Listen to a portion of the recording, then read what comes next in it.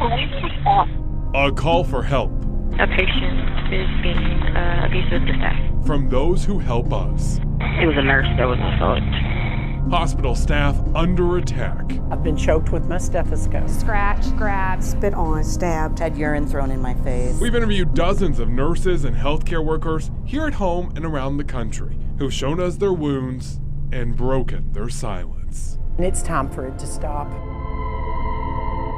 Nurses say attacks from patients are getting worse, fueled by the opioid crisis and understaffing. It happens everywhere, every day. Every day something occurs. Dennis Taylor works at Wake Forest Baptist Health and is the president of the North Carolina Nurses Association. I was struck by a patient. He says in North Carolina, it's hard to know how often that happens.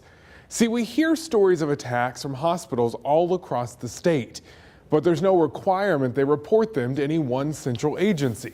So that statistic is a big question mark. We do know it's often enough that nurses aren't surprised when they hear about an attack. There's a feeling that that may just be part of the job, but it shouldn't be. Governor Roy Cooper signed a law a few months ago which makes assaulting a healthcare worker a Class D felony, meaning you could go to prison for up to 13 years. Nurses say that's a help after the violence, but the focus needs to be on prevention.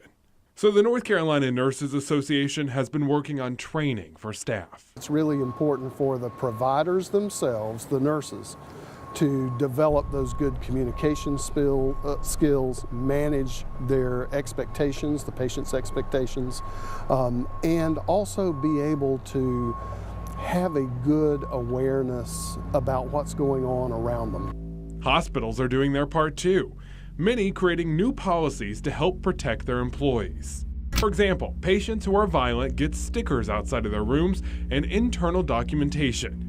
The letters VR stand for violent risk.